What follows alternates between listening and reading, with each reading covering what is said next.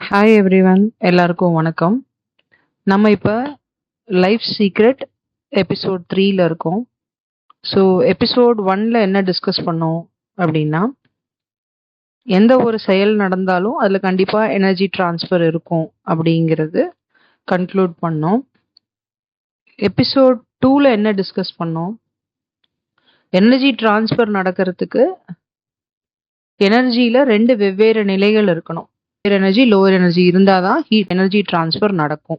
இது episode 2ல discuss பண்ணோம். So episode 3ல ஒரு 2 வெவ்வேறு நிலைகளுக்கு நடுவில் எவ்வளவு எனர்ஜி ட்ரான்ஸ்ஃபர் நடக்கும். அப்போ ஏன்னா எனர்ஜியோட அளவை பொறுத்து தான் செயல்பாடுகளும் மாறும். கம்மியான எனர்ஜி ட்ரான்ஸ்ஃபர் நடக்குமா, கூட நடக்குமா அப்படிங்கிறத முதல்ல நம்ம புரிஞ்சுக்கணும். ஸோ அதை புரிஞ்சுக்கணும்னா இந்த உதாரணத்தை புரிஞ்சுக்க ட்ரை பண்ணுங்க.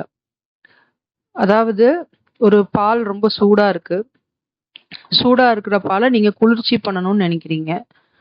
அப்போ குளிர்ச்சி பண்ணணும்னா 2 பிளேட் எடுத்துக்கோங்க. ஒரு பிளேட்டில் ஐஸ் வாட்டர் வச்சுக்கோங்க, ஒரு பிளேட்டில் நார்மல் வாட்டர் வச்சுக்கோங்க. அப்போ பாலை 2 பகுதியாக பிரித்து ஒரு பார்ட்டை கொண்டு போயிட்டு ஐஸ் வாட்டரில் வைக்கலாம், ஒரு பார்ட்டை நார்மல் வாட்டரில் வைக்கலாம்.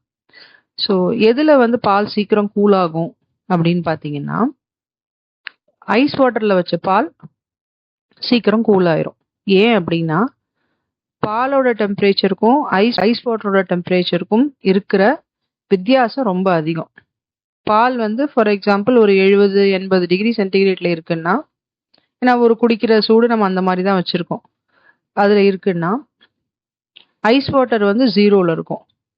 அப்போ 80 - 0, 80 - 0 will get you again 80 degree centigrade.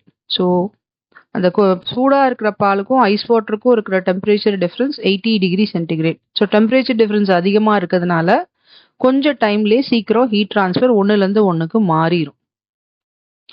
இதே நம்ம சூடான பால் நார்மல் வாட்டரில் வைக்கிறோம். பாலோட temperature 80 degree, normal water room temperature that is 28 டிகிரியில் இருக்கும்.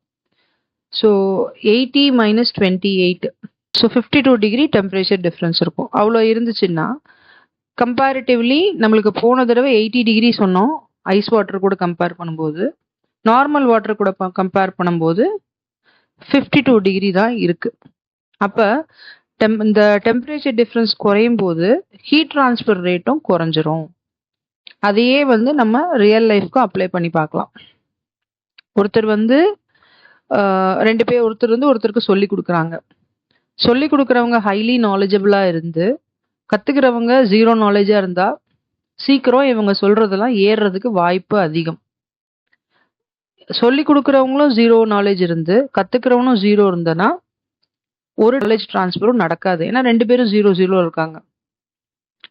அதே மாதிரி சொல்லி கொடுக்குறவங்க 100% இருந்து கேட்குறவங்களும் 100% நாலேஜில் இருந்தாங்கன்னா அங்கேயும் உங்களுக்கு நாலேஜ் ட்ரான்ஸ்ஃபர் நடக்காது. ஏன்னா 2 பேரும் ஒரே நிலையில் இருக்காங்க. ஸோ அதே விஷயத்த நம்ம லைஃப்லேயும் அப்ளை பண்ணி பார்க்கலாம். இப்போ ஒரு எனர்ஜி ட்ரான்ஸ்ஃபர் நடக்கணும்னா 2 வெவ்வேறு உயரங்கள் இருக்கணும். அது இல்லாமல் அந்த உயரங்களுக்கான வித்தியாசம், எனர்ஜி வித்தியாசம் அதிகமாக இருந்துச்சுன்னா நம்மளால அந்த எனர்ஜி ட்ரான்ஸ்ஃபரை உணர முடியும். வித்தியாசம் கம்மியாக இருந்தால் அப்பயும் எனர்ஜி ட்ரான்ஸ்ஃபர் நடக்கும், ஆனால் நம்மளால ஃபீல் பண்ண முடியாது. ஸோ இதை கரெக்டாக புரிஞ்சுக்கணுன்னா, ஃபார் எக்ஸாம்பிள் கோயிலில் பார்த்தீங்கன்னா 100% பாசிட்டிவ் வைப்ரேஷன் இருக்கும். ஸோ ஒரு ஆள் பாசிட்டிவ் வைப்ரேஷனே இல்லை, ஃபுல் அண்ட் ஃபுல் அவர் ரொம்ப நொந்து போய் ரொம்ப ப்ரெஷரைஸ்டாக ஒரு ஆள் டெம்பிள்குள்ளே போகிறாரு, கோயிலுக்குள்ளே போகிறாருன்னா அங்கே 100% இருக்கும், இவர் 0%ல போவார். ஸோ சீக்கிரம் எனர்ஜி ட்ரான்ஸ்ஃபர் கர்ப்ப கிரகத்திலேருந்து நம்மளுக்கு மாறும். ஏன்னா கர்ப்ப கிரகம் ஃபுல்லாக பாசிட்டிவ் எனர்ஜி நிறைய இருக்குது. ஸோ நம்மளுக்கு மாறும்போது இவர் ரொம்ப கவலையாக உள்ளே போயிருப்பார், வெளியே வரும்போது கொஞ்சம் ரிலாக்ஸ்டாக ஃபீல் ஆகி வருவாங்க.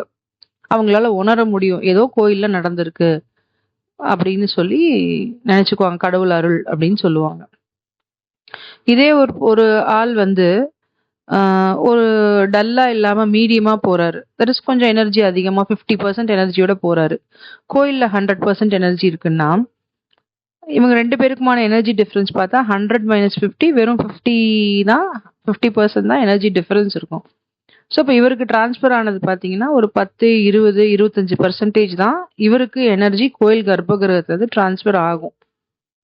அப்ப இவரால பெரிய வித்தியாசம் தெரியாது. கோயிலுக்குள்ள போம்போதும், வரும்போதும் லைட் வேரியேஷன் மட்டும் தெரியும்.